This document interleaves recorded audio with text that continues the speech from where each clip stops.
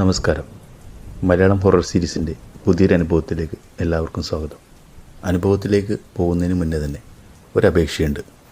ഇനിയും ഞങ്ങളുടെ channel subscribe ചെയ്യാത്ത ആളുകളുണ്ടെങ്കിൽ മറക്കാതെ തന്നെ സബ്സ്ക്രൈബ് ചെയ്ത് ഞങ്ങളുടെ കൂടെ കൂടുവാൻ അപേക്ഷിക്കുന്നു. ഇന്നത്തെ അനുഭവം പങ്കുവച്ചിരിക്കുന്നത് അഞ്ജലി, വയനാട്. എൻ്റെ പേര് അഞ്ജലി. ഞാൻ മാനന്തവാടിയിലെ ഒരു സ്വകാര്യ ആശുപത്രിയിൽ നേഴ്സായി ജോലി ചെയ്യുന്ന കാലയളവിൽ ഉണ്ടായ അനുഭവത്തെക്കുറിച്ചാണ് ഇന്ന് നിങ്ങളോട് പറയാൻ പോകുന്നത്.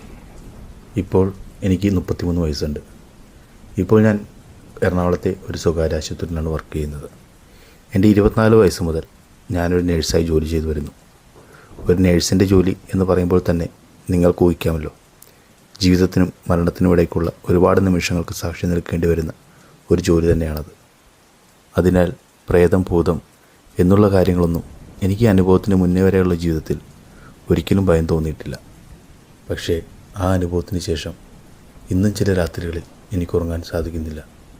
2006 നവംബറിലുണ്ടായ അനുഭവം എൻ്റെ ജീവിതത്തെ തന്നെ മാറ്റിമറിച്ചു. ഈ ജോലി ഞാൻ തിരഞ്ഞെടുക്കുമ്പോൾ തന്നെ എനിക്കറിയാമായിരുന്നു, രോഗവും വേദനയും മരണവും ഇവയെല്ലാം ഞാൻ കാണേണ്ടി വരുമെന്ന്. പക്ഷേ മരണത്തിന് ശേഷം എന്തോ ഉണ്ടെന്ന് ഞാൻ നേരിട്ട് അനുഭവിക്കേണ്ടി വരുമെന്ന് ഞാൻ ഒരിക്കലും കരുതിയിരുന്നില്ല. 2006 നവംബർ മാസം ഒരു ഞായറാഴ്ച ദിവസമായിരുന്നു അത് സംഭവിച്ചത്. ഡേറ്റ് കൃത്യമായി ഞാൻ ഓർക്കുന്നില്ല. ആ ദിവസം വൈകിട്ട് സാധാരണ എന്ന പോലെ 6 മണിക്ക് എൻ്റെ ജോലി ആരംഭിച്ചു. എനിക്ക് ആ മാസം പോസ്റ്റിംഗ് കിട്ടിയത് അത്യാഹിത പരിചരണ വിഭാഗത്തിലായിരുന്നു. പേര് പോലെ തന്നെ ഒരുപാട് പ്രഷർ എടുക്കേണ്ടി വരുന്ന ഒരു വിഭാഗമായിരുന്നു അത്. കാരണം അത്ര സീരിയസ് ആയിട്ടുള്ള ആളുകൾ മാത്രമേ ആ വിഭാഗത്തിലേക്ക് അഡ്മിറ്റ് ചെയ്യുകയുള്ളായിരുന്നുള്ളൂ. അതിനാൽ രാത്രി സമയം മുഴുവൻ നമ്മുടെ ഒരു മേൽനോട്ടം അവിടെ വേണ്ടി വരും. എന്തെങ്കിലും ചെറിയ മാറ്റങ്ങൾ വന്നാൽ പോലും ഡോക്ടറിനെ വിവരമറിയിക്കണം. ഞങ്ങൾക്ക് പക്ഷേ ഒരുപാട് രോഗികൾ ആ സമയം അവിടെ ഉണ്ടായിരുന്നില്ല. ആകെ 3 പേര് മാത്രമായിരുന്നു അവിടെ അഡ്മിറ്റ് ചെയ്തിട്ടുണ്ടായിരുന്നത്. ഞങ്ങൾക്ക് എമർജൻസി വാർഡിൽ 5 മുറികളായിരുന്നു ഉണ്ടായിരുന്നത്. അതിലേറ്റവും ഗുരുതരാവസ്ഥയിലുള്ള രോഗികൾക്ക് റൂം നമ്പർ 4 എൻ്റെ സീനിയറായി വർക്ക് ചെയ്യുന്ന ചേച്ചിമാർ തന്നെ പല കഥകളും പറഞ്ഞു വരുത്തിയ ഒരു റൂമായിരുന്നു അത്. പക്ഷേ എൻ്റെ 1 വർഷത്തെ ജോലിക്കാലയളവിൽ എനിക്കങ്ങനെ പേടിപ്പിക്കാത്ത അനുഭവങ്ങളൊന്നും ഉണ്ടായിട്ടുണ്ടായിരുന്നില്ല. അതുകൊണ്ട് തന്നെ ഞാൻ ആ കഥകളൊക്കെ കേൾക്കുമ്പോൾ ചിരിച്ചു തള്ളുകയായിരുന്നു പതിവ്. ചുമ്മാ ആളുകൾ പറഞ്ഞു പരത്തുന്ന കഥകൾ ആണ് എന്ന് ഞാൻ കരുതി. ആ ദിവസം 4 നമ്പർ മുറിയിൽ കിടന്നിരുന്നത് 55 വയസ്സുള്ള ഒരാളായിരുന്നു. ഭീകരമായ ഹെഡ് ഇഞ്ചുറി വാഹനാപകടത്തിലുണ്ടായതാണ്. യന്ത്രങ്ങളാണ് അയാളിൽ ജീവൻ നിലനിർത്തുന്നത്. ഹൃദയമിടിപ്പ് കാണിക്കുന്ന യന്ത്രം, ശ്വാസം നൽകുന്ന യന്ത്രം, രക്തം നൽകുന്ന വഴികൾ എല്ലാം പ്രവർത്തനക്ഷമം. ഏകദേശം ഒരു 8:30 മണിയായപ്പോൾ പേഷ്യൻസിനെ എല്ലാം ഒന്ന് ചെക്ക് ചെയ്തതിന് ശേഷം ഡ്യൂട്ടിയിലുണ്ടായിരുന്ന ഡോക്ടർ എന്നോട് പറഞ്ഞു, അഞ്ജലി, 4 നമ്പർ മുറിയിലൊരു ശ്രദ്ധ വേണം, ക്രിട്ടിക്കൽ പേഷ്യൻ്റാണ്. അത്രമാത്രം പറഞ്ഞുകൊണ്ട് ഡോക്ടർ റൂമിലേക്ക് പോയി. സെയിം ഫ്ലോറിൽ തന്നെയാണ് ഡോക്ടറിൻ്റെ മുറിയും. കാരണം എന്തെങ്കിലും എമർജൻസി വന്നാൽ ഓടിയെത്താനുള്ളതാണല്ലോ. ഞാൻ നഴ്സിംഗ് റൂമിൽ വന്നിരുന്നു. അത് അത്യാഹിത പരിചരണ വാർഡിന് ചേർന്ന് തന്നെയാണ്. ക്രിട്ടിക്കലായിട്ടുള്ള ആളുകളുള്ള വാർഡായതുകൊണ്ട് തന്നെ ഇടയ്ക്കിടയ്ക്ക് പോയി ചെക്ക് ചെയ്യണം. ഞാൻ ആ നഴ്സിംഗ് റൂമിൽ ഇരുന്നു കൊണ്ട് കുറച്ച് ഡീറ്റെയിൽസ് എല്ലാം ബുക്കിൽ എൻട്രി ചെയ്യുകയായിരുന്നു. മരുന്ന് കൊടുത്തതിൻ്റെയും മറ്റ് ട്രീറ്റ്മെൻറ്റ് ഡീറ്റെയിൽസും എല്ലാം. രാത്രി 11:30 സമയമായി. മുറിയിലിടുന്നോളം പതിവ് ശബ്ദങ്ങൾ മാത്രം, ഹൃദയമിടിപ്പ് കാണിക്കുന്ന യന്ത്രത്തിൻ്റെ AC വർക്ക് ചെയ്യുന്നതിൻ്റെ, അങ്ങനെ മൊത്തത്തിൽ എല്ലാം വളരെ നോർമൽ. പക്ഷേ എനിക്ക് ആ സാധാരണമായ ശബ്ദങ്ങൾക്കിടയിലും ഒരു വിചിത്രമായ നിശബ്ദത അനുഭവപ്പെട്ടു. ഞാൻ ഏകദേശം 1 മണിയോടടുത്ത് ഒന്നുകൂടി പോയി റൂമുകൾ ചെക്ക് ചെയ്തു, പേഷ്യൻസിനെ നോക്കി. അതിനുശേഷം വീണ്ടും വന്നിരുന്നു. അങ്ങനെ ഇരിക്കുമ്പോൾ രാത്രി 2 മണി ആയപ്പോഴേക്കും ഒരു മുറിയിൽ നിന്നും വിളിക്കുന്നതിൻ്റെ ബെല്ലടിച്ചു. ഞാൻ വേഗം റൂം ഏതാണെന്ന് നോക്കി. പക്ഷേ അത് കണ്ടതും എൻ്റെ ശരീരമാകെ മരവിച്ചു. Room number 4. അവിടെയുള്ള രോഗിക്ക് ശരീരം അനക്കുവാൻ പോലും കഴിയില്ല. അയാൾക്ക് ആ ബെല്ലടിക്കുവാൻ സാധിക്കില്ല. പിന്നെ ആരാണ് ബെല്ലടിച്ചത്? ഞാനൊരു നിമിഷം ചിന്തിച്ചു പോയി. ചിലപ്പോൾ സ്വിച്ചിൻ്റെ തകരാറുകൾ മൂലം വല്ലതും സംഭവിച്ചായിരിക്കും എന്ന് ഞാൻ സ്വയം ആശ്വസിച്ചു. അതിനുശേഷം ഞാൻ എഴുന്നേറ്റു 4 നമ്പർ മുറിയിലേക്ക് നടന്നു. മുറിയുടെ വാതിൽ തുറന്നതും എൻ്റെ ശരീരമാകെ തണുത്തുറയുന്നത് പോലെ എനിക്ക് തോന്നി. എങ്ങനെ ഇത്ര തണുപ്പ് വന്നു എന്ന് വിചാരിച്ചുകൊണ്ട് ഞാൻ AC-യുടെ അവിടേക്ക് നോക്കി. അത്ഭുതമെന്ന് തന്നെ പറയാം. ടെമ്പറേച്ചർ ഞാനിരുന്ന റൂമിൽ അതേ തണുപ്പ് തന്നെ കാണിക്കുന്നു. എന്തെന്നില്ലാത്ത തണുപ്പിൽ അവിടെ നിൽക്കുമ്പോൾ എനിക്കൊരു കാര്യം കൂടി തോന്നി. ഞാനവിടെ ഒറ്റക്കല്ല എന്നതുപോലൊരു തോന്നൽ. ആരുടെയോ ശ്വാസം എടുത്തു വിടുന്ന കാറ്റ് എൻ്റെ ദേഹത്തടിക്കുന്നത് പോലെ എനിക്ക് അനുഭവപ്പെട്ടു. എവിടെ നിന്നോ ഒരു ഭയം എന്നിൽ ഉടലെടുത്തു. ഞാൻ വേഗം തന്നെ വിളിക്കാനുള്ള ബെല്ലിന് മുകളിൽ എൻ്റെ വിരൽ വെച്ച് നോക്കി. അതിൻ്റെ മേൽഭാഗത്ത് ഞാൻ വിരൽ വെക്കുന്നതിന് തൊട്ട് മുൻപേ ആരോ വിരൽ വെച്ചിരുന്നത് പോലെ ഒരു ചൂട് എൻ്റെ വിരൽ അനുഭവപ്പെട്ടു. ആ തോന്നൽ എൻ്റെ ശരീരമാകെ തണുപ്പിച്ചു. ഞാൻ മനസ്സുകൊണ്ട് എന്നോട് തന്നെ ചോദിച്ചു, ഇതെങ്ങനെ വന്നു? വളരെ പെട്ടെന്നായിരുന്നു. ഹൃദയമിടിപ്പ് കാണിക്കുന്ന കാർഡിയാക് മെഷീൻ്റെ ലൈൻ സ്ട്രെയിറ്റായി പോകുന്നു.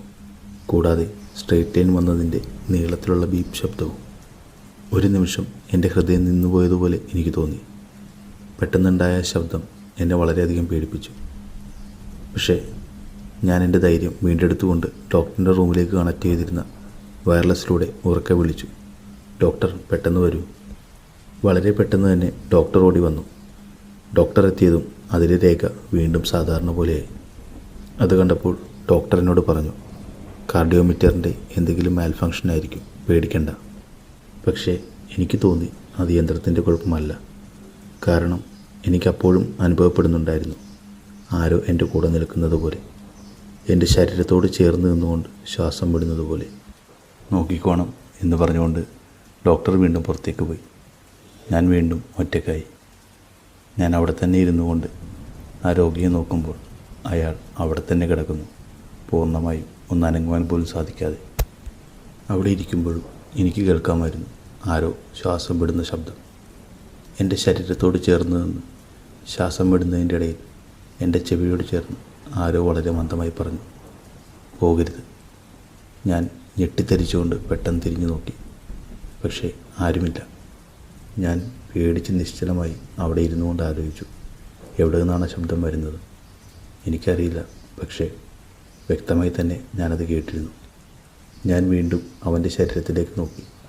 അവൻ്റെ ഷോൾഡർ മന്ദമായി ചലിച്ചു. അത് കണ്ടതും എൻ്റെ ശരീരത്തിലേക്ക് തണുപ്പരിച്ചു കയറുന്ന പോലെ എനിക്ക് തോന്നി. എൻ്റെ കാലുകൾ വിറക്കുവാൻ തുടങ്ങി. പെട്ടെന്ന് വീണ്ടും എൻ്റെ ചെവിയുടെ പുറകിൽ ആരോ ശ്വാസം വിടുന്ന ശബ്ദം. എന്നിട്ട് വീണ്ടും എൻ്റെ ചെവിയിൽ മന്ദമായി പറഞ്ഞു, പോകരുത്. എൻ്റെ മുഴുവൻ ധൈര്യവും ചോർന്നു പോയിരുന്നു. ഞാൻ പെട്ടെന്ന് തിരിഞ്ഞു വാതിലിലേക്ക് ചെന്ന് വലിച്ചു. പക്ഷേ വാതിൽ തുറന്നു വരുന്നില്ല. പുറത്തുനിന്നും പൂട്ടിയതുപോലെ. ആര് പൂട്ടാനാണ്? പെട്ടെന്ന് കട്ടിലിൽ നിന്നും ഒരു ഞരക്കം. അതിനോടൊപ്പം തന്നെ AC ഓഫായി. മുറിയിലുടനീളം ഒരു മരണത്തിൻ്റെ ഗന്ധം പടർന്നു. ഞാൻ പതിയെ രോഗിയുടെ ഭാഗത്തേക്ക് തിരിഞ്ഞു. അപ്പോൾ കണ്ട ആ കാഴ്ച എൻ്റെ സിരകളെ ആകെ മരവിപ്പിച്ചു കളഞ്ഞു.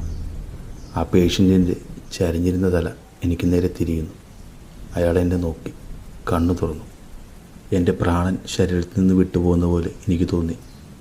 അവൻ്റെ കണ്ണുകൾ അതൊരു മനുഷ്യൻ്റെ കണ്ണുകളായിരുന്നില്ല. ആ കണ്ണുകളിൽ വെളുപ്പില്ല, മുഴുവനായി കറുത്തിരിക്കുന്നു. അവൻ എന്നെ നോക്കിക്കൊണ്ട് പറഞ്ഞു, നിനക്ക് പോകാൻ പറ്റില്ല. ഞാൻ അലറി വിളിച്ചുകൊണ്ട് കരഞ്ഞു. പുറകിലേക്ക് നീങ്ങിയതും അവിടെ തട്ടി മറിഞ്ഞ് താഴേക്ക് വീണു. ഞാൻ താഴേക്ക് വീണതും ആ വാതിൽ തുറന്നു. സകല ശക്തിയും എടുത്ത് എങ്ങനെയോ ഞാൻ ആ റൂമിൽ നിന്നും പുറത്തേക്ക് ഓടി ഡോക്ടറിൻ്റെ അടുത്ത് ചെന്ന് വാതിൽ മുട്ടി. ഏതാനും നിമിഷങ്ങൾക്കപ്പുറം ഡോക്ടർ വാതിൽ തുറന്നു. എൻ്റെ വെപ്രാളവും മുഖത്തെ ഭയവും കണ്ട് ഡോക്ടറിനോട് ചോദിച്ചു, എന്തു പറ്റി? ഞാൻ എങ്ങനെയോ എൻ്റെ ശബ്ദം വീണ്ടെടുത്തുകൊണ്ട് പറഞ്ഞു, അയാൾ എന്നോട് സംസാരിച്ചു ഡോക്ടർ. ഇത് കേട്ടതും ഡോക്ടർ കുറച്ച് ദേഷ്യത്തോടെ എന്നോട് പറഞ്ഞു, അഞ്ജലി, അയാളൊരു കോമ സ്റ്റേജിലാണ്. അയാൾക്ക് സംസാരിക്കാനൊന്നും കഴിയില്ല. അത്രയും പറഞ്ഞിട്ട് ഡോക്ടർ എന്നോട് പറഞ്ഞു, എൻ്റെ കൂടെ വാ. ഡോക്ടർ മുന്നിലായി നടന്നുകൊണ്ട് 4 നമ്പർ മുറിൻ്റെ മുന്നിൽ ചെന്ന് വാതിൽ തുറന്നകത്തേക്ക് കയറി. എന്നോടും അകത്തേക്ക് വരുവാൻ പറഞ്ഞു. ആ റൂമിനകത്തേക്ക് പ്രവേശിച്ച് അയാളെ നോക്കിയപ്പോൾ ശരിക്കും ഞാൻ അമ്പരന്ന് പോയി. അയാൾ ഞാൻ ആദ്യം കണ്ടപ്പോൾ കിടന്നിരുന്ന പോലെ തന്നെ തല ചരിച്ചു വെച്ച് കിടക്കുന്നു. അയാളെ ഒന്ന് ചെക്ക് ചെയ്തിട്ട് ഡോക്ടർ എന്നെയും വിളിച്ചുകൊണ്ട് പുറത്തേക്കിറങ്ങി. അതിനുശേഷം ഡോക്ടർ എന്നോട് പറഞ്ഞു, നഴ്സ് റൂമിൽ പോയി കുറച്ചു നേരം കിടന്നോളൂ, ഞാനിവിടെ തന്നെ കാണും. എന്തു പറയണം എന്നറിയാത്ത ഒരവസ്ഥയിലായിരുന്നു ഞാൻ അന്നേരം. ഞാൻ പതിയെ നഴ്സിംഗ് റൂമിലേക്ക് നടന്നു. അപ്പോഴും എൻ്റെ കാലുകളിലെ വിറവൽ വിട്ടുമാറിയിട്ടുണ്ടായില്ല. ഞാൻ റൂമിലെത്തി ചെയറിലിരുന്നു. എന്നിട്ട് ടേബിളിൻ്റെ മുകളിൽ തലവെച്ച് കിടന്നു. അകാരണമായ പേടിയും ക്ഷീണവും എല്ലാം കൂടിയായിട്ടാവണം ഞാൻ ഉറങ്ങിപ്പോയി. 5 മണി കഴിഞ്ഞപ്പോൾ അടുത്ത വാർഡിലുള്ള സുഹൃത്ത് വന്ന് വിളിക്കുമ്പോഴാണ് ഞാൻ എഴുന്നേൽക്കുന്നത്. പക്ഷേ എനിക്ക് എഴുന്നേറ്റിട്ടും എൻ്റെ തലയുടെ ഭാരം വിട്ടുപോകാത്ത പോലെ തോന്നി. കണ്ണു തുറന്നതും ഞാൻ അവളോട് പറഞ്ഞു, എനിക്ക് എന്തു പറ്റിയെന്നറിയില്ല, തല വെട്ടിപ്പിളർക്കുന്നത് പോലെ വേദന എടുക്കുന്നു. നീ ഇവിടെ ഇരിക്കാമെങ്കിൽ ഞാൻ ഹോസ്റ്റലിലോട്ട് പൊക്കോട്ടെ. അവൾ പറഞ്ഞു, നീ പൊയ്ക്കോ, 1 മണിക്കൂർ കൂടിയല്ലേ ഉള്ളൂ, ഞാൻ നോക്കിക്കോളാമെന്ന്. പിന്നെ ഒട്ടും വൈകാതെ തന്നെ ഞാൻ എൻ്റെ ഹോസ്റ്റൽ റൂമിലേക്ക് പോയി. റൂമിലെത്തി കട്ടിലിലേക്ക് വീണതും ഞാൻ ബോധം കെട്ട പോലെ ഉറങ്ങി. ഞാൻ ഡ്യൂട്ടി ഏൽപ്പിച്ചു പോകുന്ന കൂട്ടുകാരി റൂമിലേക്ക് വന്നതിന് ശേഷം ഒരു 9 മണിയായപ്പോൾ എന്നെ വിളിച്ചെണീപ്പിച്ചു, ഭക്ഷണം കഴിക്കുവാൻ പോകുവാനായിട്ട്. പോകുന്ന വഴിയിൽ അവൾ എന്നോട് പറഞ്ഞു, നിൻ്റെ വാർഡിലെ 4-ാം നമ്പർ റൂമിലെ പേഷ്യൻ്റ് മരിച്ചു. അത് കേട്ടതും ഞാൻ സ്തംഭിച്ചു പോയി. അവൾ പറഞ്ഞു, 3 മണിക്ക് ശേഷം മരിച്ചു എന്ന ഡോക്ടർ പറഞ്ഞതെന്ന്. എനിക്കൊന്നും പറയുവാൻ വാക്കുകൾ കിട്ടുന്നുണ്ടായില്ല. കാരണം അത്ര ഭയാനകമായിരുന്നു ഞാൻ ആ റൂമിൽ കണ്ട കാഴ്ച. അത് പക്ഷേ ഇവരോടാരോടെങ്കിലും പറഞ്ഞാൽ ഇവർ വിശ്വസിക്കില്ല എന്നെനിക്ക് തോന്നി. അതിനാൽ ഞാൻ കൂടെ വർക്ക് ചെയ്ത ആരോടും ഒന്നും പറഞ്ഞില്ല. ഈവനിങ് ഹോസ്പിറ്റലിലേക്ക് തിരിച്ചു ചെന്ന് ഞാൻ ആദ്യം നോക്കിയത് ആ റൂമിലെ ക്യാമറയായിരുന്നു. എന്നാൽ അതിൽ കണ്ട കാഴ്ച എന്നെ വീണ്ടും ഭയത്തിലാഴ്ത്തിക്കളഞ്ഞു. 2 മണിക്ക് ശേഷം റൂമിലെ ബെല്ലിൻ്റെ സ്വിച്ച് തനിയെ പ്രസ് ആവുന്നു. കുറച്ച് നേരങ്ങൾക്ക് ശേഷം പേഷ്യൻ്റെ തല ക്യാമറയ്ക്ക് നേരെ തിരിയുന്നു. ഒരു ഷോക്കേറ്റതുപോലെ അവിടെ നിന്നുകൊണ്ട് ഞാനത് മുഴുവൻ കണ്ടു. ഞാൻ അനുഭവിച്ചതും കണ്ടതും എൻ്റെ തോന്നലായിരുന്നില്ല എന്നെനിക്ക് മനസ്സിലായി. വെറും ഒരു അനുഭവം മാത്രമായിരുന്നില്ല അത്. എൻ്റെ ജീവിതത്തിൻ്റെ എന്നേക്കുമായി ഉറക്കം നഷ്ടപ്പെടുത്തിയ ഒരു രാത്രി കൂടിയായിരുന്നു അത്. ആ അനുഭവത്തിന് ശേഷം ഒരിക്കലും ഞാൻ ആ ഹോസ്പിറ്റലിൽ ഒറ്റയ്ക്ക് അത്യാഹിത പരിചരണ വാർഡിൽ തനിയെ ഡ്യൂട്ടി നോക്കിയിട്ടില്ല. കൂടാതെ ഇന്നും എനിക്ക് അർദ്ധരാത്രിയിൽ എൻ്റെ ചെവിയിൽ കേൾക്കാം ആ ബെല്ലിൻ്റെ ശബ്ദം. എൻ്റെ വീട്ടിൽ വന്നാൽ പോലും അതെന്നെ വിട്ടുപോയിട്ടില്ല എന്നെനിക്ക് തോന്നും. ചില രാത്രികളിൽ കണ്ണാടിയിൽ നോക്കുമ്പോൾ എനിക്ക് തോന്നാറുണ്ട്, എൻ്റെ പുറകിലൊരു കട്ടിൽ കിടക്കുന്നു, അതിൽ ആരോ എന്നെ നോക്കിക്കിടക്കുന്നത് പോലെ.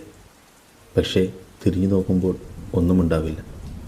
എനിക്കിപ്പോഴും ഉറപ്പില്ല ആ രാത്രി ഞാൻ രക്ഷപ്പെട്ടതാണോ അതോ അയാൾ എന്നോടൊപ്പം വന്നതാണോ എന്ന്. നിങ്ങൾ കേട്ടുകൊണ്ടിരിക്കുന്നത് മലയാളം ഹൊറർ സീരീസ്. ഇതുപോലുള്ള യഥാർത്ഥമായ പ്രേതാനുഭവങ്ങൾ കേൾക്കുവാനായി ഞങ്ങളുടെ ചാനൽ സബ്സ്ക്രൈബ് ചെയ്യുക.